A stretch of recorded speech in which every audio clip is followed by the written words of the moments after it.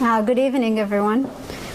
I want to begin by saying what an honor it is for me to be here and to thank Anne for having invited me to be with you tonight and to be able to share briefly with you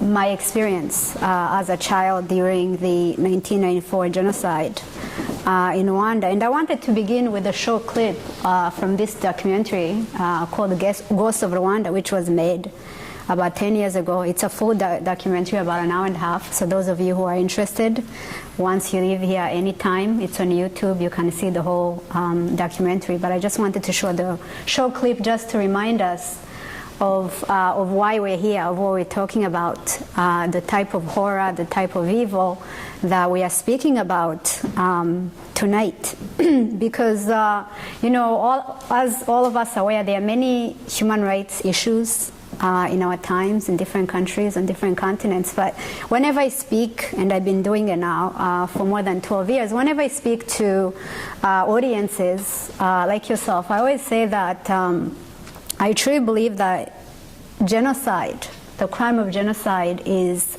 the greatest injustice, is the greatest crime that human beings can commit against one another.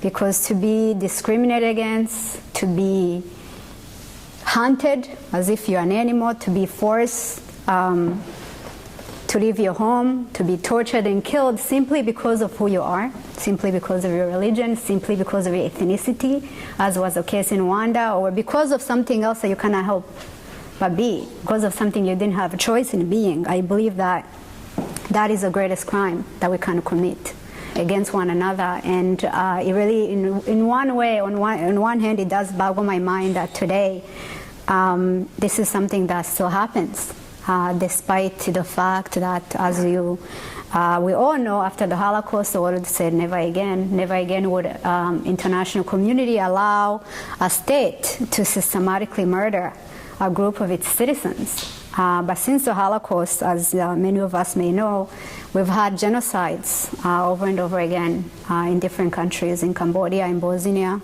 in Rwanda, in Darfur, and you know, the line continues, unfortunately. And I believe that unless we start doing more in terms of prevention, this is something that's going to continue to happen over and over again. It's always just going to be a question of where and to whom. But I also think that there's an opportunity through awareness, through education, to get more people like yourselves involved in speaking out against this crime, and hopefully creating a world where one day we can live in a world where no group of people has to go through what my people and what other groups of people have gone through throughout history. So the 1994 genocide in Rwanda, like any other genocides, is not something that happened overnight. I always say that people, Hutus being the majority ethnic group in Rwanda, did not get up one morning and want to kill their Tutsi neighbors. This is something that happened as a result of this long history. This is something that happened in a process.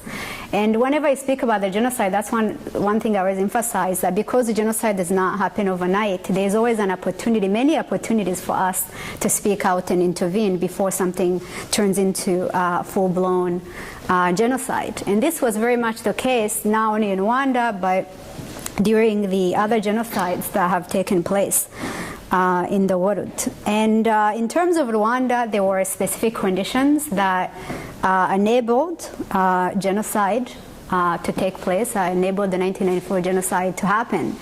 And among those conditions, among those factors, was the fact that when I was born in a country that had an ethnic-based ID system. This ethnic-based ID system is something that had been brought to Rwanda by the Belgians. Actually, when the Belgians colonized Rwanda, they introduced this ethnic-based ID system. And they brought this ID system as a way to divide the Rwandan populations, because they wanted to, as we all know, the theory of colonialism was that of dividing in order to easily conquer. So when the Belgians came, they started measuring people's heights, Rwandan noses, Rwandan's forehead, Rwandan's height, and so forth. And at the end of the day, they came up with what was supposed to be a typical image of how a Hutu should look like, and a typical image of how a Tutsi was supposed to look like. So when I was born in Rwanda, although everyone is black, it's not a black and white issue, and most people are Catholics because of having been converted by initially the Germans, who were the first to come to Rwanda, and then the Belgians.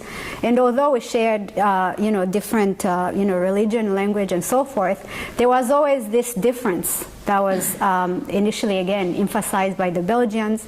Of there were Tutsis, there were Hutus, and there were Twas. Those are the three ethnic groups in Rwanda. The Hutus make up about 84% of the population, so they are the majority. Tutsis, my ethnic group, were about 15%, and then the Twas are 1% of the population. So when I was growing up, I was very conscious of the fact that I was not just a human being, and I was not just a Rwandan, but I was specifically a Tutsi. And I grew up under a government that had this history, narrative of Tutsis being foreigners who had come to Rwanda, according to them, from Ethiopia, and had come to Rwanda and took over and oppressed the Hutus, and they had this whole history of Tutsis being more or less enemies of Rwanda, who the government kept saying should be eliminated. So even when Rwanda gained independence in 1962 from the Belgians, the Hutu government that took over continued to use the ID system as a way to discriminate against Tutsis, to in every aspect of society. In schools, we had ethnic quotas where only very few Tutsis were allowed to go to school, work, certainly in the government. So when I was growing up, I was brought up in a society where Tutsis were considered more or less second-class citizens.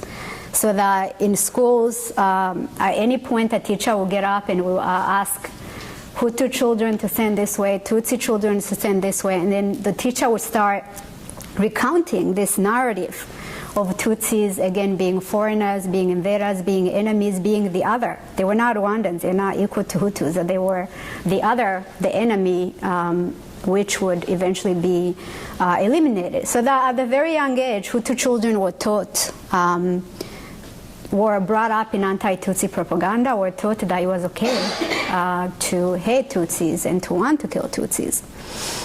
And besides this ethnic ID system, I also grew up in a country which, for many years before the genocide, again, not only taught that Tutsis were enemies, but also tried to dehumanize us.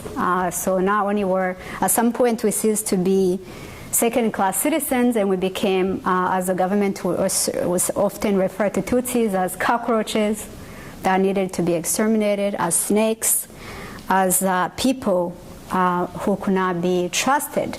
And because of that, even before 1994, Rwanda was a country where killing Tutsis was not really considered a crime by the state.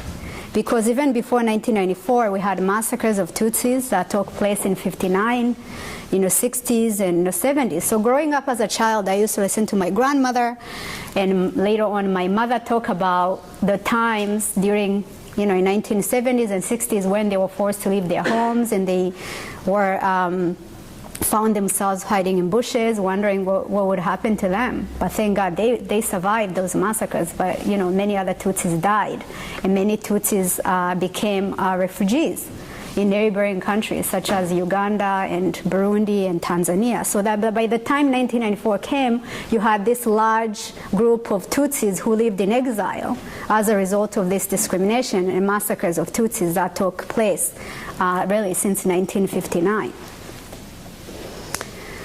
But the 1994 specifically, and in this, in addition to this history of discrimination and killing and culture of impunity, the 1994 was also came to be as a result of other specific incidences, which I would say sparked the genocide, didn't cause the genocide, but sparked the genocide. And that was specifically that in 1990, there was a rebel group named the Rwandan Patriotic Front, RPF for short. And this group was made up mostly of Tutsis, the children of Tutsis who had lived in exile for years, as I mentioned, as a result of the earlier massacres. And these people had organized themselves, and in October 1990, they invaded Rwanda. Initially, they asked the Rwandan government at that time to allow them to come back to their country because they were tired of living in exile as refugees, as second-class citizens in Uganda, in Burundi, and so forth. And they were asking for the right of return to their country. But the government said there was no room in Rwanda. Specifically, there was no room for Tutsis in Rwanda. That the Tutsis who were in Rwanda, like my family, were really the only Tutsis that the government could handle, the country could handle at the time. So when the members of the RPF were refused peaceful entry, then they picked up arms and started invading the country in October 1990. When the RPF invaded Rwanda, the Rwandan government, the Hutu government at that time, then began using that invasion as a way to intensify the anti-Tutsi propaganda, to intensify the dehumanization of Tutsis. They began linking Tutsis who lived in Rwanda, like my family, to the RPF, saying that every Tutsi was a spy for the RPF, that every Tutsi was the enemy of the country, and that's when the government really began planning for the genocide. We're talking about 4 years before the genocide actually happened. So at that time, for example, the Rwandan government started this Radio Eritere, which on a daily basis would broadcast anti-Tutsi propaganda. They would say Tutsis are the enemy is in our midst. They would use phrases like that. They would say that Tutsis are cockroaches. They would tell Hutus to be alert, to watch their Tutsi neighbors, and they began really putting Hutu civilians everywhere in this mode where they felt that, at any point they would be that their lives were in danger because of the existence of Tutsis, like my family who lived in the country. So between 1990 and 1994, the dehumanization process, the anti-Tutsi propaganda, the hate speech that was being spewed by the radio, a lot of newspapers. There are a number of individuals now who have been held accountable for having started newspapers that were specifically targeted at dehumanizing Tutsis, and this was part of the preparation process. And in retrospect, we now know that, in addition to the dehumanization process, we also know that Hutu men and boys were trained to kill people even before the actual genocide began. There is one particular journalist, she's British, her name is Linda Melvern, and she wrote 2 books. One is called Conspiracy to Murder, and the other one is called The People Betrayed.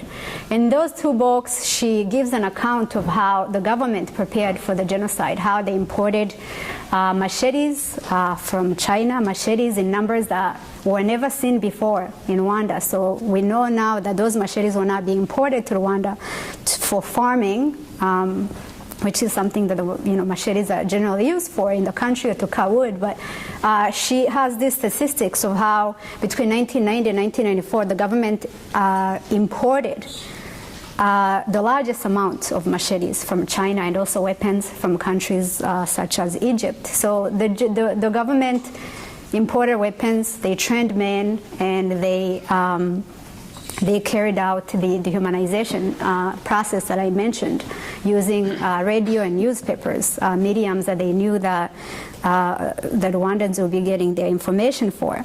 And it is because of this planning and because of this planning that the genocide in Rwanda is now, considered the fastest genocide, in that although it lasted for 100 days, approximately 100 days, it's estimated that between 800,000 and over 1 million people, the Rwandan government says it's over 1 million people, The UN says 800,000. It depends on who you ask. But in just 100 days, such a large number of people were murdered, and were murdered generally at the hands of their neighbors. And that contributed to the efficiency as well, because when the killings began, it wasn't just a group of soldiers coming from the capital to the village and killing people. It was your own neighbors, your own Hutu neighbors, who picked up machetes and went from house to house, identifying Tutsis. Because, you know, in addition to having the ID system, we also lived in a very close society. So growing up, although, you know, I had friends who were Hutus and who were Twas, everybody knew who everybody was. Because again, the government always tried to emphasize the differences. So when the government said kill Tutsis, there was really no confusion about who was a Tutsi. Every neighbor knew who was who, and they proceeded to the homes of Tutsis and killed them. So because of that, and because of a large involvement of civilians, men, women, children, the killings, as I said, were very, very efficient. But despite, you know, having grown up in this environment of discrimination, full of this culture of impunity, of these state-sanctioned, you know, anti-Tutsi propaganda, I always say that when I speak, I always tell people that before the genocide actually began, before April of 1994, I had led relatively a happy childhood. I was 9 at the time. I lived on a farm. My parents were both farmers, and I had 6 siblings. There were 7 of us in my father's household. I had many, many aunts, many uncles, lots of cousins. I always say that in Rwanda, you know, my mother had 7 children, but I had aunts who had 8, 9, 10 children. Very common to have a large family. So that before the genocide, I really don't remember a time when I was ever alone or lonely. And although I grew up in the environment that I described, a lot of Tutsi parents, like my family, always tried to protect us, especially the children, from the type of discrimination that they were facing, from the type of injustices under which we lived. So they always encouraged us, always told us, you know, if you work hard, perhaps you'll be one of those few Tutsis who are going to go through the ethnic quotas in schools, and who's going to be able to go to high school and university and so forth. So our parents always tried to make us believe that you know, we had a chance, that if we worked hard, we had a chance, and that we could achieve our goals and dreams. And I really, at the time, I believed it. I believed it. My siblings believed it. My friends believed it.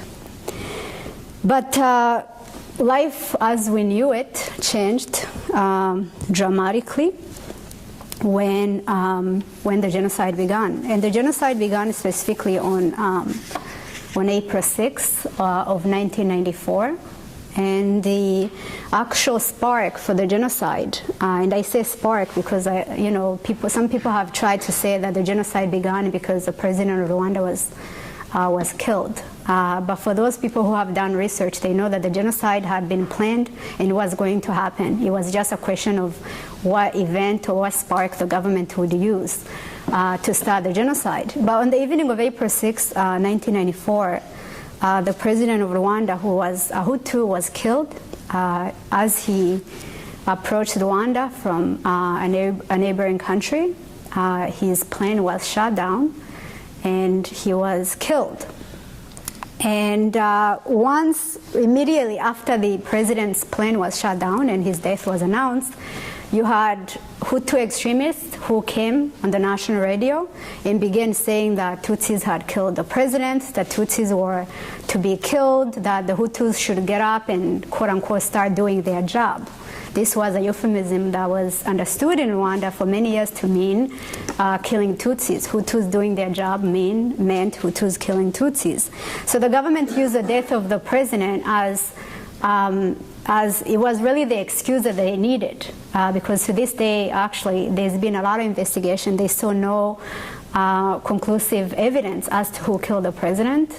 Some people believe that it might as well have been some of the Hutu extremists who had been planning the government, and they killed him because they knew that they could then use his death as the spark to actually get civilians to pick up arms and to start killing. So there's no conclusive evidence as to who killed him. But nevertheless, immediately after the genocide, after his death was announced, we began listening to national radio, hearing that Tutsis are cockroaches, that they deserve to die, the Hutus have to do their duties, and they have to start killing Tutsis. And soon after that, we began hearing reports of homes of Tutsis being burned down, Tutsis being attacked in their homes, in the schools, in churches where they sought refuge, and murdered.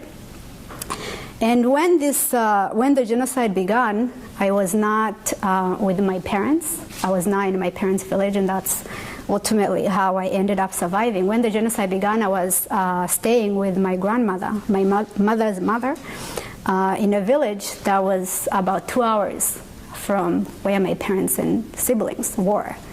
But because the first thing that the government did was ask that roadblocks be placed throughout Rwanda. So immediately after the president's death was announced, the government said, close the borders, have roadblocks everywhere throughout the country, and they also said anybody who attempted to go anywhere had to carry their ID card, the ethnic-based ID system, ID card. And what this meant was that Rwanda really became a place where it was nothing less of suicide for a Tutsi to attempt to leave. Because when you try to run away and try to cross the border, and you're identified as a Tutsi either by your ethnic ID card or by the neighbors who knew you or by your physical features, you're immediately taken aside. If you're lucky, you're shot. By most cases, you're beaten to death, macheted, and killed in a most torturous manner. So the borders were closed, and inside Rwanda, roadblocks were placed on every corner, on every street. And because of that, I was not able to go back to my parents' village. So I remained with my maternal grandmother until the killings began in my maternal grandmother. And I say the killings began there because when the genocide began, the killings initially began in the capital city of Kigali. But every hour they moved toward the countryside, in different parts of the countryside. So when the killings finally reached, when my grandmother's Hutu neighbors picked up arms and started killing, my grandmother and I initially, and some of my other maternal relatives, we initially decided to run away to this, what would be an equivalent of a mayor's office here, because we hoped that perhaps we could find protection there, perhaps if we could organize ourselves and be in one place, perhaps we could find a way to defend ourselves. So we went to that county office, mayor's office, county office. When my grandmother and I got there, we met hundreds of other Tutsi men, women, and children who had come there from different villages, seeking refuge, seeking protection, really out of desperation of not knowing where else to go. But it was only a few days after we arrived at the county office that the attacks began. So soon after we got to the county office, we began having our former Hutu neighbors coming, initially at night, with machetes, with clubs, with spears, singing joyfully that Tutsis were cockroaches, that they were going to exterminate them. The Tutsis, young, old, women, and children, it didn't matter. The Tutsis deserved to die, and they began killing indiscriminately. And at that point, my grandmother and I didn't really know what would happen to us. We were there waiting for more or less our turn to be killed. But fortunately, one of my uncles, one of my mom's brothers, who was a doctor in one of the cities of Rwanda, was somehow informed that my grandmother and I were at the county office and that the attacks were happening every day. That the people were trying their best to defend themselves, but that it would be a matter of time before it would be killed. And he was very fortunate in that he managed to find a Hutu man who agreed to be paid and to come to the county office in the middle of the night and tried to take my grandmother, myself, and one of my cousins who was with us to try and take us from the county office to where my uncle was hiding at that time, which was a different part of Rwanda. And the man came, he packed us, he brought an ambulance actually from the hospital where my uncle had worked prior to the genocide.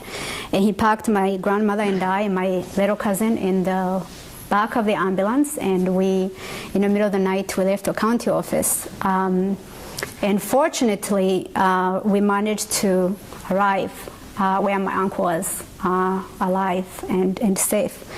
And when we got to where my uncle was, he then was again fortunate to find a Hutu man who agreed to hide us in his home. My uncle paid him, and he agreed to do it. And he did this really at the risk of his own life, because during the genocide, the government said that any Hutu who was found hiding Tutsis was a traitor, and he too deserved to be killed, in some cases along with his family. So that the few Tutsis who hid Tutsis, the few Hutus who hid Tutsis during the genocide did so often at the risk of their own lives.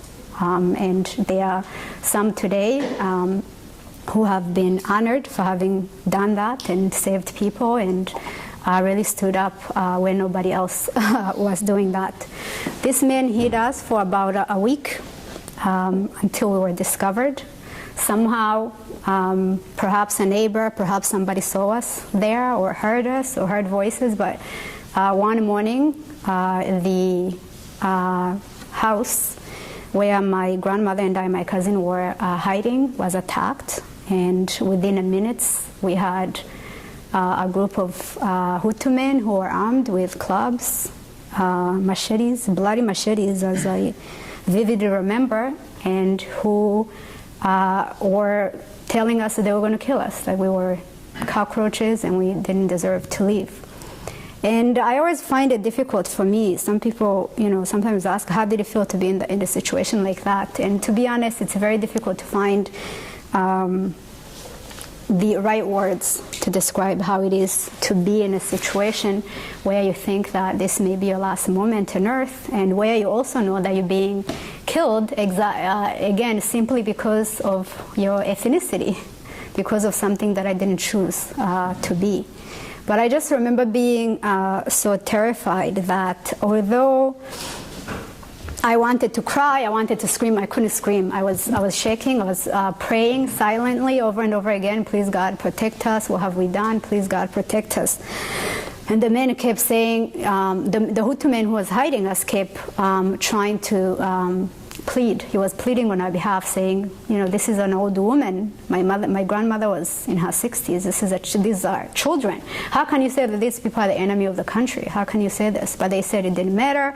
All Tutsis were cockroaches. They were the enemies of Rwanda. All Tutsis deserved to die. And this is the type of message they were hearing. Hutu civilians were hearing 24/7 from the national radio, because every day Hutu government officials will come on and say, the graves are half full. You have to do your job. You have to fill the graves. You have to fill the graves.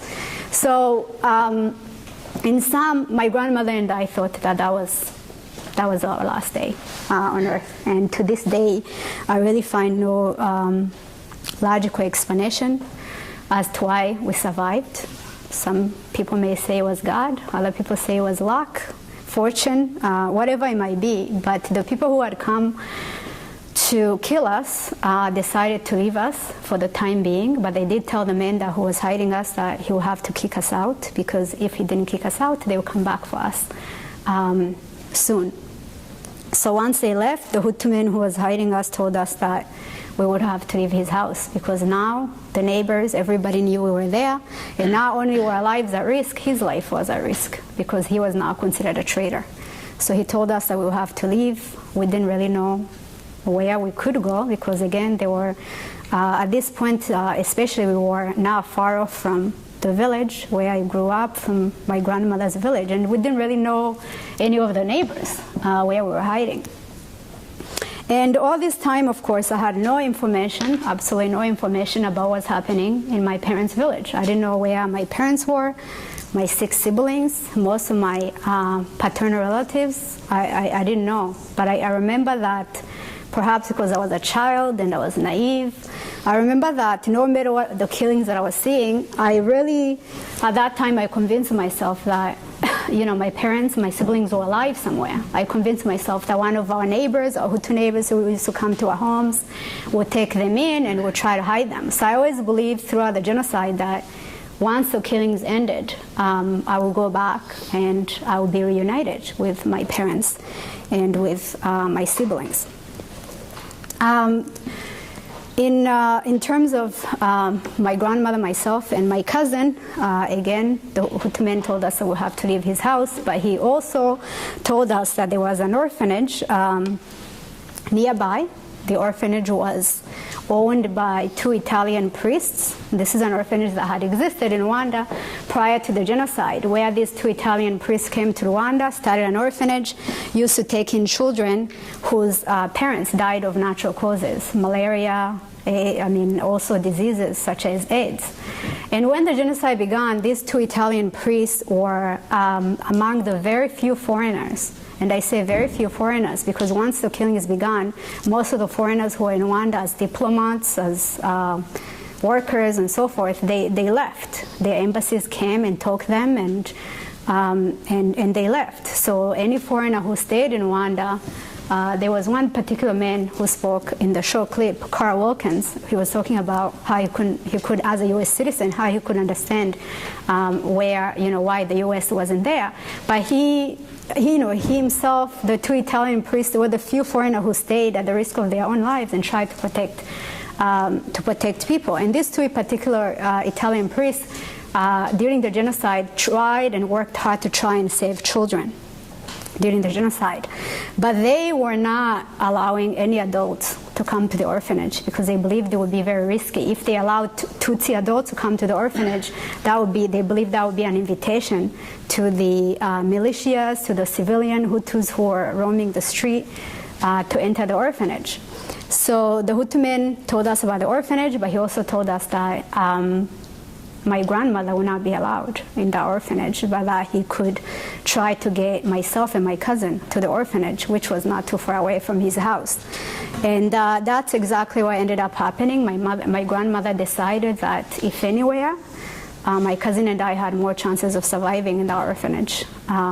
So she asked the men to try and take us, and we went from that man's house.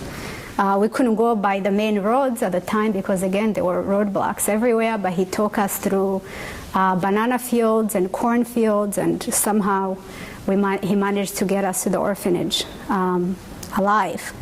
But at that point, I was separated from my grandmother, from really the only adult relative that I had at that time. Because once I got to the orphanage, I had no communication with her. I didn't know where she would go. She told me not to worry, that she'll find somebody to hide her and everything will be fine and the killings will be over soon and somebody will hear about what was happening in Rwanda and would come to our aid. And this is something that those of us who are going through the genocide, every day we told ourselves that this can't go on for another hour, for another day. Certainly somebody, an outside country, is going to hear about what's going on in Rwanda, and certainly if they do that, I personally believed, again, perhaps because I was young and naive, I believed that they would come and they would rescue us, because we were being killed, again, simply because of our ethnicity. So my grandmother convinced me that she would be fine and that she would come, we would be reunited once the killings were ended. But once I left for the orphanage, that would ultimately be the last time that I saw my grandmother, because after the genocide, I learned that she had been killed only a few days after she sent me to the orphanage because she couldn't find somebody to hide her. And she was killed at a roadblock not too far from where we had been hiding. To this day, we've tried to find out exactly who killed her, where her body was thrown, but to this day we don't know the details. We know she was killed in the area, but we haven't been able to figure out who did it and where her body was thrown. And this is something that a lot of survivors have tried to find out in the aftermath of the genocide, to try to find out where their families were thrown so that they could give them proper burial. But for many survivors, this will never happen, because even the people who saw what happened, a lot of them don't want to talk because they feel like if they talk, they are implicating themselves. But so that ended up the last time that I saw her. Once I got to the orphanage, I met hundreds of other kids who were there. I was one of the oldest children there. Most of the kids were toddlers. They were infants. There were many days when you will see mothers come and they would throw the orphanage was surrounded by fences, and you see mothers throwing their babies over the fences, hoping that they would be that they would survive inside the orphanage. So the majority of the children in the orphanage were infants. They were toddlers, 2, 3, 4, 5. I was among those older children. And initially the orphanage was safe, but then there came a time in the genocide when it was no longer a safe haven. So there came a days and nights when the orphanage used to be attacked and by the Hutu civilians who entered the orphanage and told the Italian priests that they were going to kill every Tutsi child inside the orphanage. And each time this happened, the priests would beg them and they would bribe them. They gave them a lot of money because by the time the genocide ended, we didn't even have food in the orphanage or water because the priests had used all the money that they had originally used to maintain the orphanage. They had used that money to bribe the people who came every day, threatening to take our lives. Why in the orphanage? Many children died because many of them came with all types of wounds. There are many kids who came in whose arms, legs had been hacked off, kids who came in traumatized from having seen their parents killed in front of them. The babies that I was talking about came in when the water and milk ran out. A lot of kids ended up dying, so that to this day I'm haunted by the many days when we used to go and bury all these children. And as I mentioned, there came a time when even inside the orphanage, whenever we got up, we did not know whether or not we were going to leave the next day because attacks were very regular and we didn't know whether or not we would survive. But we did survive. Myself and about 300 children did survive in that orphanage. The orphanage still exists today. So actually when I went back to Rwanda in 2010, I went there. I went to visit the orphanage. One of the priests is still there. The other one retired, went back to Italy, but the orphanage is still functioning now as an orphanage. And for myself and the 300 plus other children who survived there, we really attribute our survival to the courage of these priests who stayed in Rwanda and did what they could to save us. The genocide was ended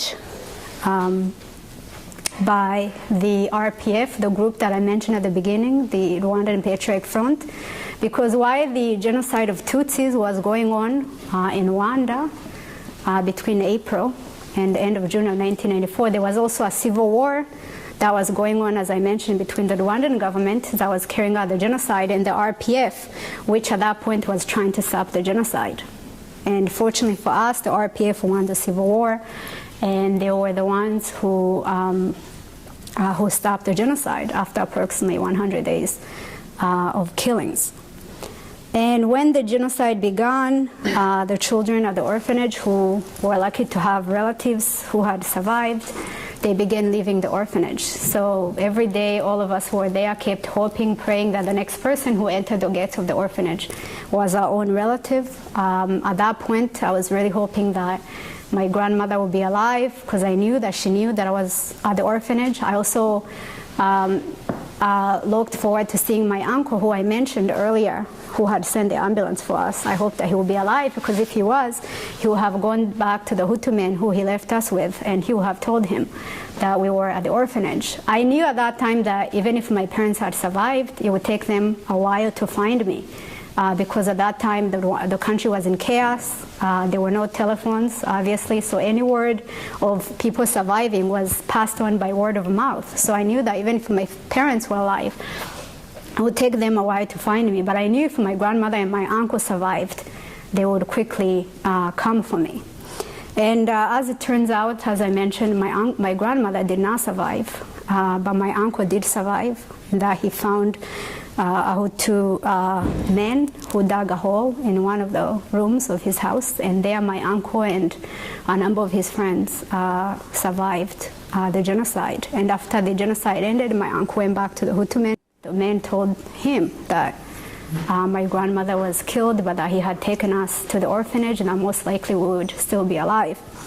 So my uncle then sent one of my surviving cousins to the orphanage, and that's how I ended up leaving the orphanage. And when I left the orphanage, and for any child that left the orphanage, the most pressing question was whether or not our parents and our siblings, our families were alive. That was what we wanted to know. And for me, as I said, I had refused throughout the genocide. I have refused to believe that my parents could be dead. I always believed that they were alive, and perhaps that's one of the things that enabled me to keep going.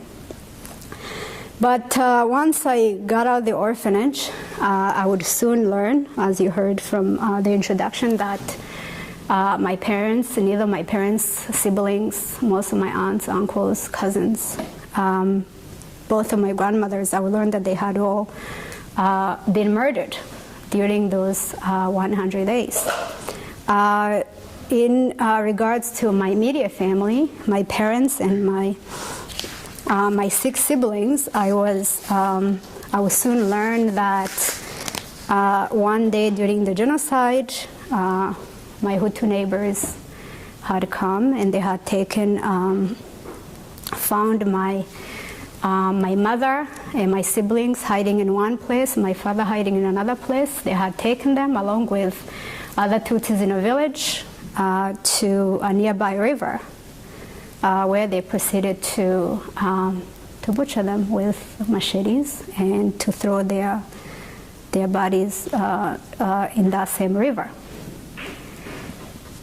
And the first time that I was told this, I refused to believe it. For a long time after the genocide, I refused to believe it.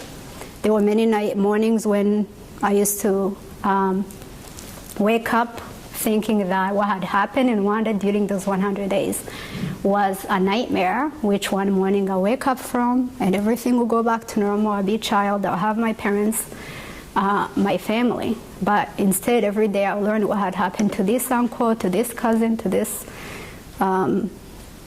friend. And at some point, myself and other survivors had to come to terms with what happened, and had to accept the fact that what had happened in Rwanda was not a nightmare that we were going to wake up from, but that it was a reality in which, as I said, between 800,000 and over 1 million people were murdered, systematically murdered, simply because of their ethnicity.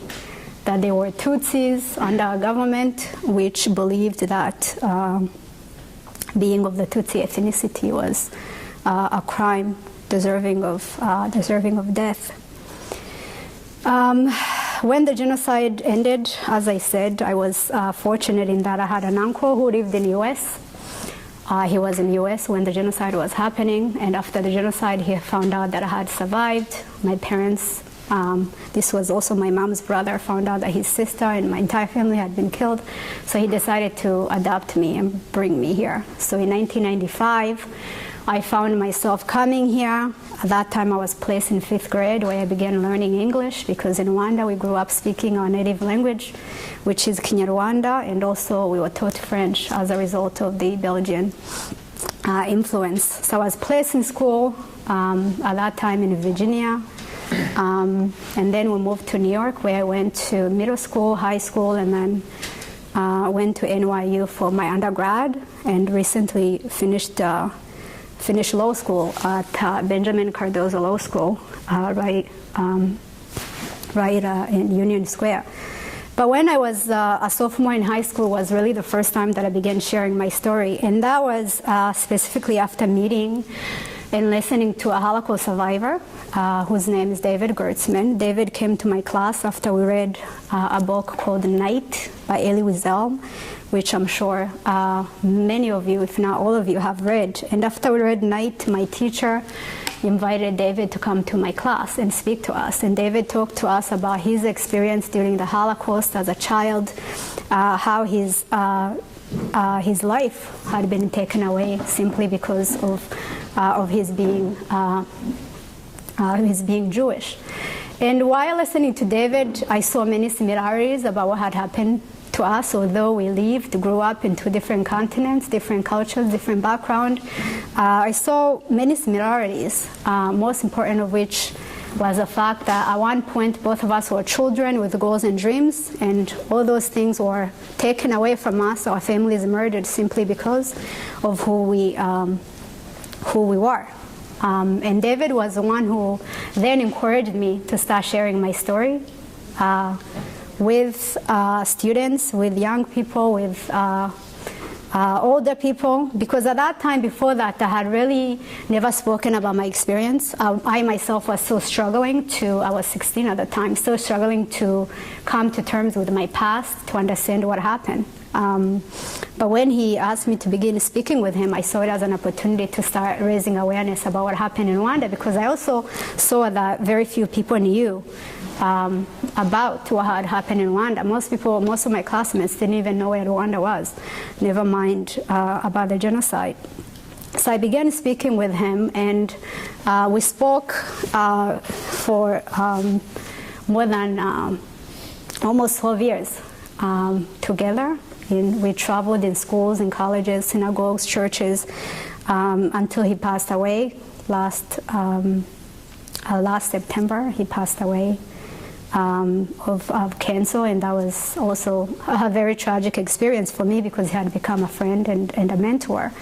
But I remember that, when we were, even before he passed away, we were talking about how important it is for survivors, for Holocaust survivors, for genocide survivors to share their stories, to teach people, not because we enjoy doing it, not because we like recounting the horrors that we went through, but because it's so important to educate people about the crime of genocide, how it comes to be and what can be done to prevent genocide.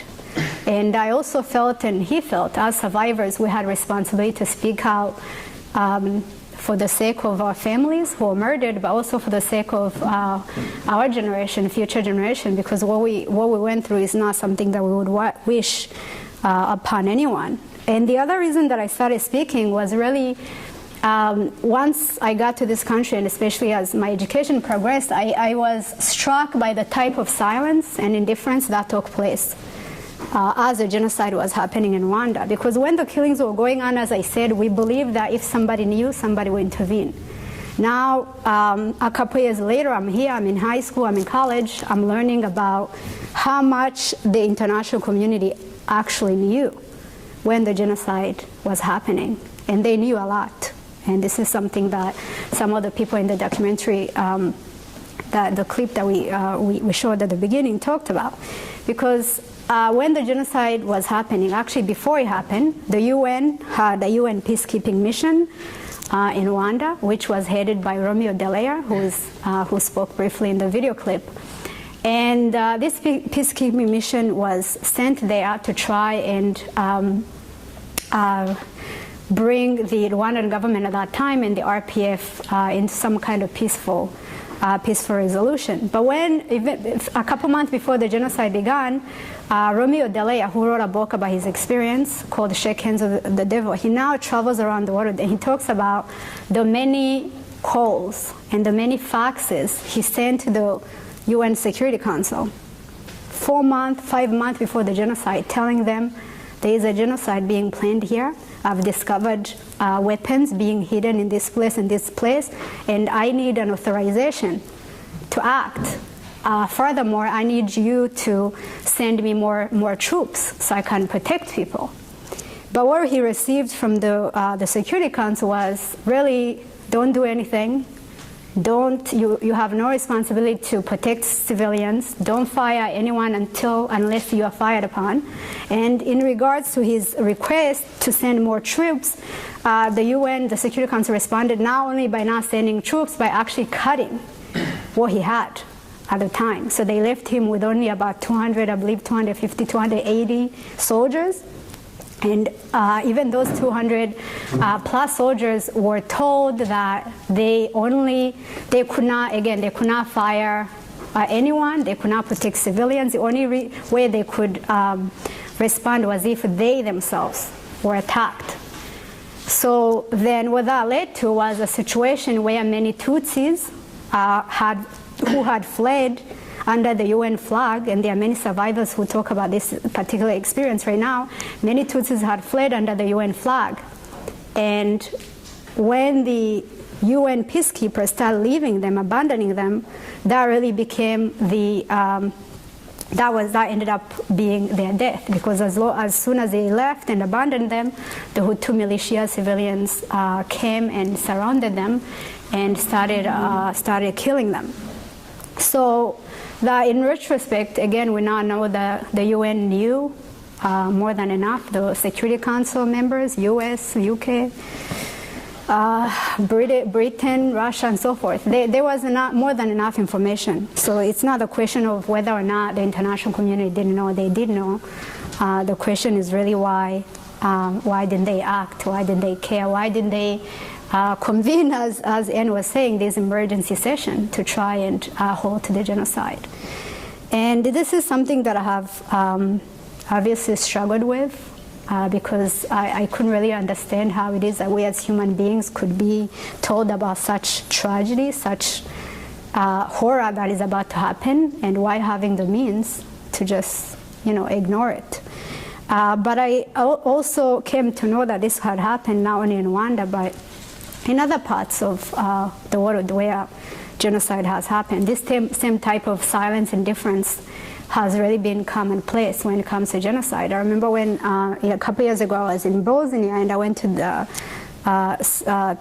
Srebrenica, and there I listened to women who talked about also having come under the UN flag, seeking refuge, and then eventually being abandoned, and their husbands and their children being murdered there. So this has been really a pattern.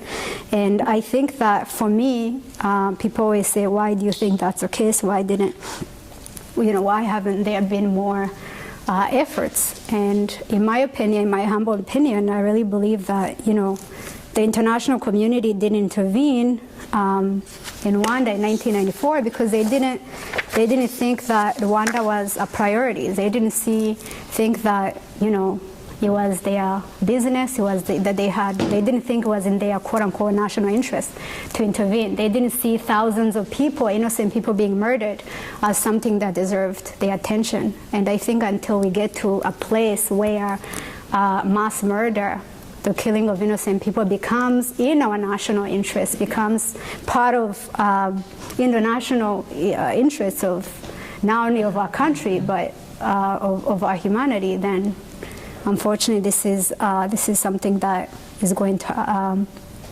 continue to happen. I think that until all of us realize that we have responsibility to speak out when we hear of something like this happen. And when I talk, I always focus more on prevention, the importance of prevention as opposed to intervention, because I think that there's more. A lot more we can do to prevent these things, because as I said at the beginning, genocide doesn't happen overnight. We have to identify what causes it. As I said, some of the things that I mentioned in case of Rwanda: ethnic-based discrimination, religious-based discrimination, racism, anti-Semitism. These are things that that exist in many parts of the world, in our communities, in our schools. And if we can look and identify these things and fight them through education, through awareness, then only by doing that, I think, can we really begin creating a world where one day, nobody has to be murdered simply because of who they are, and where one day we can say those words, never again. And actually mean it this time. So I want to thank you for your attention. I think I spoke longer than I should have, but we do have a few minutes for questions. Thank you. Well, I'm sure. Thank you. Thank you. Thank you. I'm sure you can tell by the fact that nobody moved for however long that was, that we were just, shaking. We're spellbound for your courage and your elegance. We don't have too many minutes, but maybe about 10 minutes. We'll end at 8:30. But does anyone have any questions? What happened to the cousin that was in the orphanage? Your cousin. Did she also get adopted by your uncle? He survived. He didn't come to US with me. He still lives in Rwanda with a few other cousins who survived, but he's doing well. When I went back in 2010, I visited him and I'm in touch with him through Facebook and calls, so he's doing well. He's more or less my age, but he did survive with me in the orphanage. Yeah. Go ahead. Oh. So did the UN apologize about this? Did they say, oh, we made a mistake? Did anyone take responsibility? We've had, Kofi Annan made, I don't even know if I would call it apology, but because the stand of the UN has really been that, or the US, the international community, that we didn't know enough. So instead of saying we knew and we didn't care, which is really what it is we didn't know enough, we didn't have time to act and so forth. But the UN in particular, Kofi Annan did, always talks about the failure of the UN to intervene. President Clinton went to Rwanda after the genocide to apologize on behalf of the United States, and he has since been to Rwanda many times. His foundation is doing a lot of great work in Rwanda to help the country rebuild.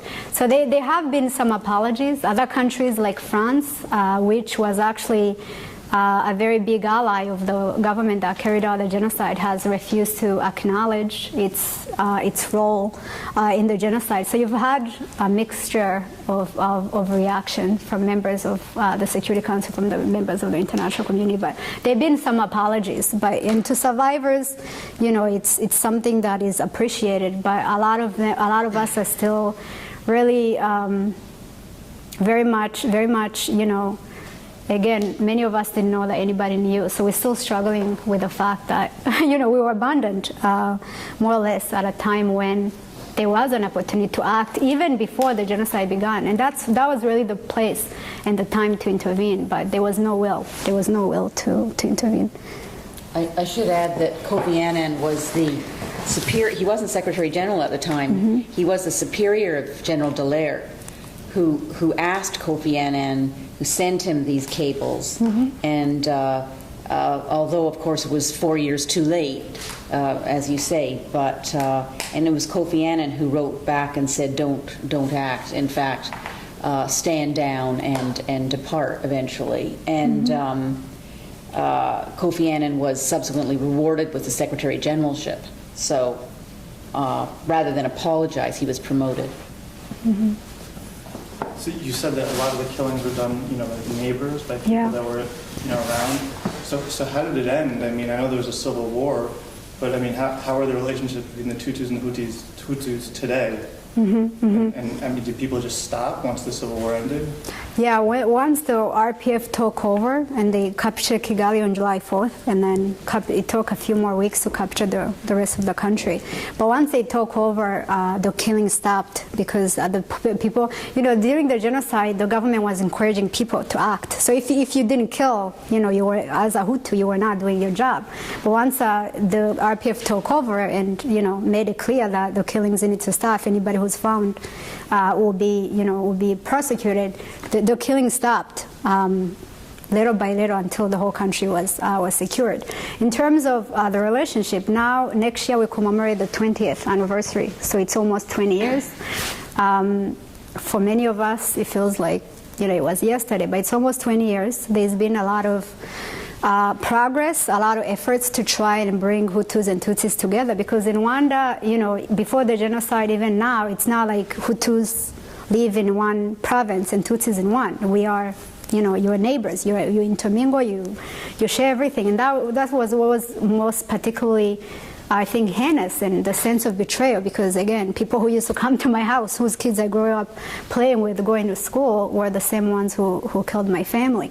So the whole social fabric was destroyed, and the government now has been working hard to try to reconcile Hutus and Tutsis, but I think that, to be honest, for me and for a lot of people, it's something that's going to take generations, because the genocide, again, arose from years of indoctrination. So now that whole, and I really need to relearn. For me, that the future really depends on the new generations of Rwandans, or kids who are being born today, and what they are being taught. Because people who lived before the genocide, many of them were indoctrinated in this type of hatred, and unfortunately some of them still harbor the same type of ideology. So even since 1994, we've had many survivors killed by people who killed their families. So the ideology still exists, and the hope is really that the children who are being born today and being brought up in a system where reconciliation is taught, where coexistence is taught, where there is no longer an ethnic-based ID system. This is something that has been eliminated now. So when you're born in Rwanda now, you're Rwandan, you're not Hutu or Tutsi. So a few measures has been taken, but because the genocide took a long time to plan and execute, I think it's going to take probably the same time, if not more, to bring about true reconciliation and coexistence. Yeah.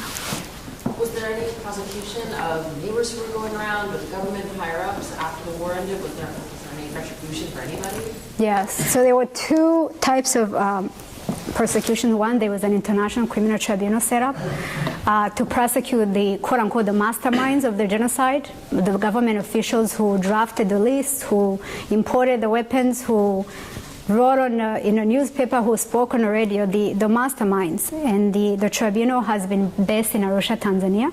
It's been operating for years. There's been a lot of criticism for the tribunal, and that has only really prosecuted very few people in a very long time, and with a lot of money from the UN, but few people have been brought to justice by that tribunal. Now, for the majority of participants, the civilians, not the government official, not the soldiers, the ordinary civilians, neighbors, the government recognized that because there was such a large number of participation, and the country was in ashes. Most lawyers, judges had either killed or been killed. The government, there was really no justice system.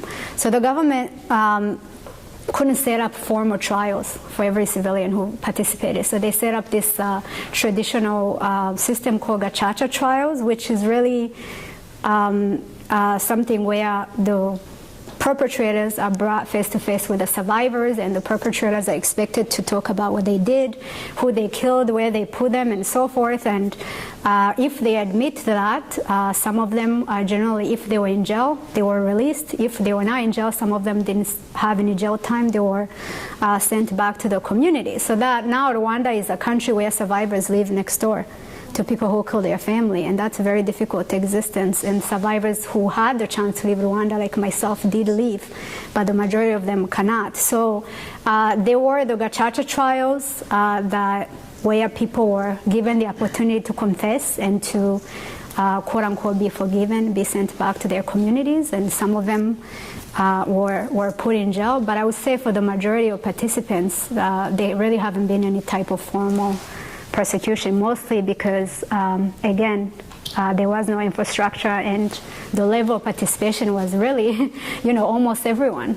And so it's very difficult. Yeah. Okay, we're going to have to end it there. And I just wanted to, I know we could go on and on, but this week is the 75th anniversary of Kristallnacht on Saturday. And it was a time, as you know, when the world could have listened to a wake-up call as to what would go on in Germany, and didn't. On the contrary, the borders of these countries were closed to prevent the refugee flows.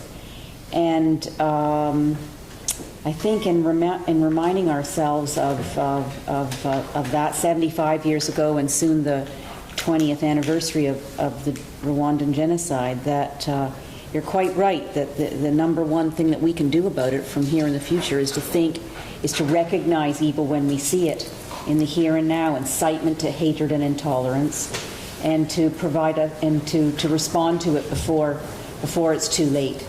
But we are just so incredibly grateful that you I mean, just have the inner fortitude and I don't know whatever else it is other than just human generosity and kindness to come and share with us your story. Thank you. Thank you. Thank you.